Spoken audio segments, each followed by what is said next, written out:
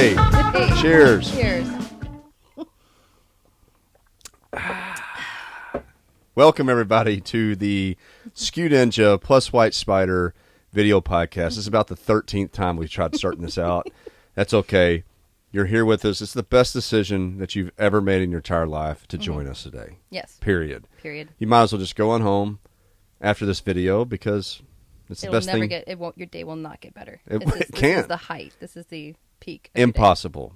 So, other than watching us banter all day long, which is not why you're here, why we're here is to talk a little bit about why in the world are we going by SKU Ninja plus WhyteSpyder. Mm-hmm. I know. I think people have kind of noticed that, on our social medias. They have. I'm hoping so because I'm doing my job right. That's right. By the way, Brooke, Oh, yeah. Chief Marketing Officer for SKU Ninja plus WhyteSpyder. And you are Eric Howerton. Eric Howerton, the CEO. the CEO. Of SKU Ninja plus WhyteSpyder. That's right. Mm-hmm. So SKU Ninja plus WhyteSpyder. Mm-hmm. So it's basically the technology side of our company, and we're merging it with our human side of our company. And Okay. so when you put them together, it's SKU Ninja plus WhyteSpyder.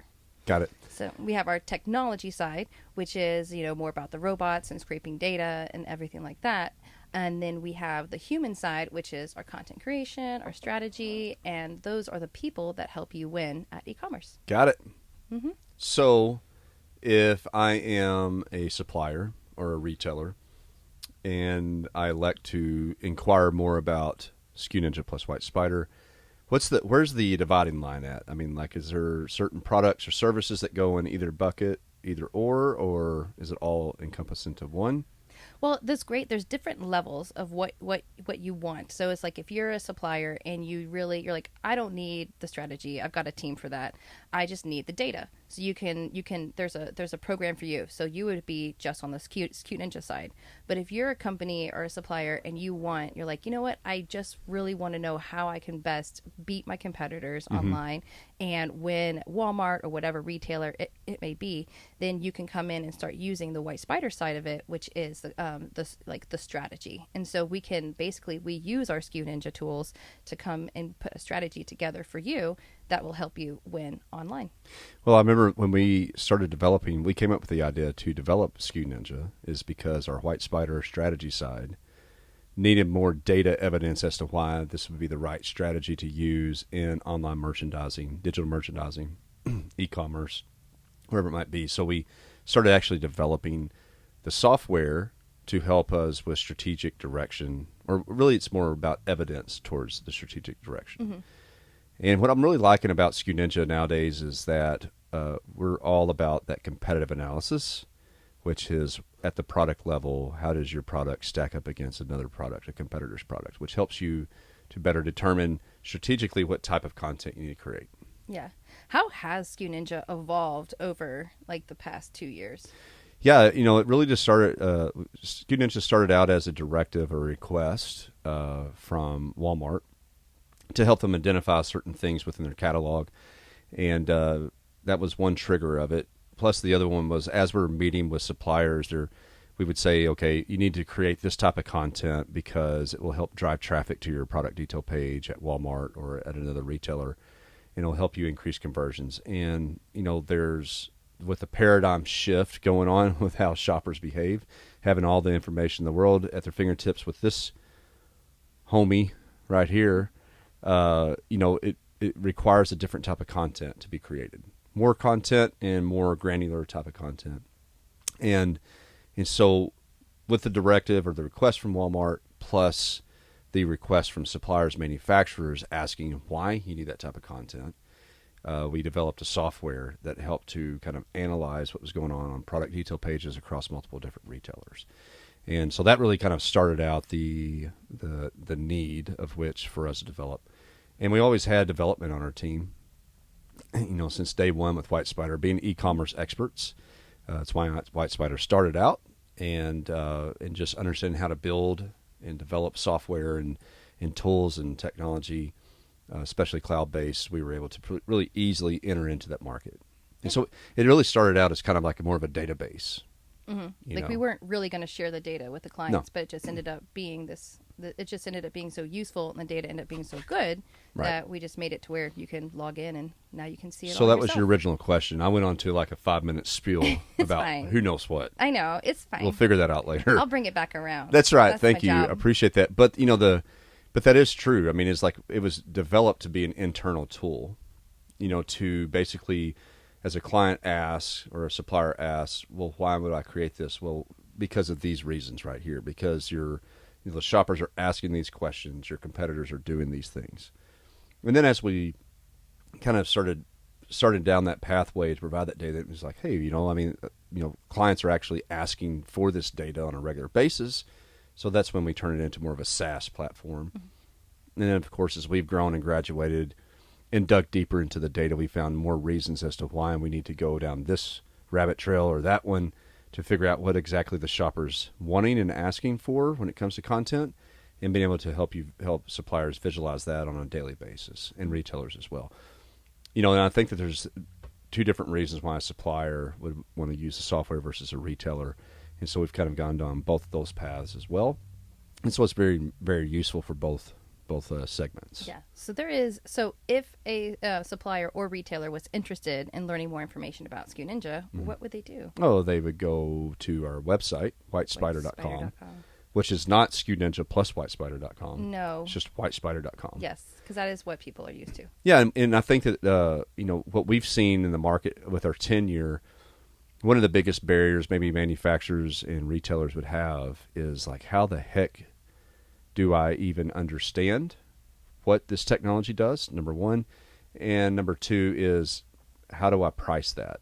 And what we've really worked hard on the last 6 months is coming up with more transparency and clarity as to what it means and what will it do for my business, and then how much that will cost for my business. And it's hard to tell if you're a supplier, and I work with 5 different retailers and I have 100 items or more, at each retailer, or maybe I have 50 at one, 100 at the other. How do I get that price quote against that? And so we've tried to make it really easy at WhyteSpyder.com to sign up for an account. You can get in there and you can really start doing your own self-quotes and starting to understand that without having to, set up meetings and that kind of stuff. And so we're really trying to turn it into kind of a self-service. So we're trying to e-commerce? Oh, dang. Ooh. Dang. That was big. And and we've claimed that too. We are. We're good. But at the end of the day, I mean, I think that really, without this being too salesy, this video, I mean, like the knowledge share that we're really trying to accommodate with all these types of videos is that from a manufacturer standpoint, the biggest challenge that I've seen in working with hundreds of different manufacturers is, how do I make sense and simplify this chaotic environment of digital merchandising that's going on, right? The technology increases so fast. The shoppers are constantly adapting. Retailers are adapting. I'm a manufacturer. My whole business model is being disrupted from traditional ways, maybe not 100%, but at least 20% to make a difference, where shoppers are finding out products. I have new competitors that enter into the marketplace overnight.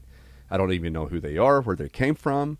Their prices are lower, same ingredients. As private labels continue to increase at retailers, it's a very chaotic atmosphere. And the last thing that I need as a manufacturer is to have a chaotic atmosphere on getting quotes and pricing back from third parties that can help me to win that space. And that's what we try to disrupt with the WhyteSpyder.com, e-commercing e-commerce.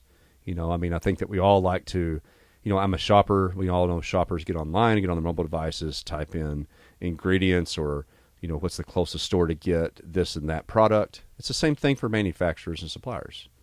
They just want to be able to go into an environment, see the answers to their questions, and be able to get the pricing accurate information about that, and to take it back to my team and make decisions without having to have elongated talks and big blown out contracts. And so that's what we're trying to accomplish with that. Speed. Everything's speed in this market. Yes, because it's changing every day. It is. And I think that the beautiful thing that we have going on with the SKU Ninja plus WhyteSpyder is that you can get your data, and then you can get your interpretations and your strategy and even your content creation under the same roof, but with different departments that are specialized in that. And And, the ability for us to have that and to have that business model, not just from an idea 3 months ago, but it's actually something we've been practicing for 7+ years as we work with the world's largest retailer and other retailers and the world's largest manufacturers, to the challengers, to the new startup manufacturers. That am I whistling when my S's are coming out? No, now? I'm just listening to the loud vehicles that are driving by. It's okay. Don't worry about those, Brooke. It's okay. Just worry about We are on Emma Street.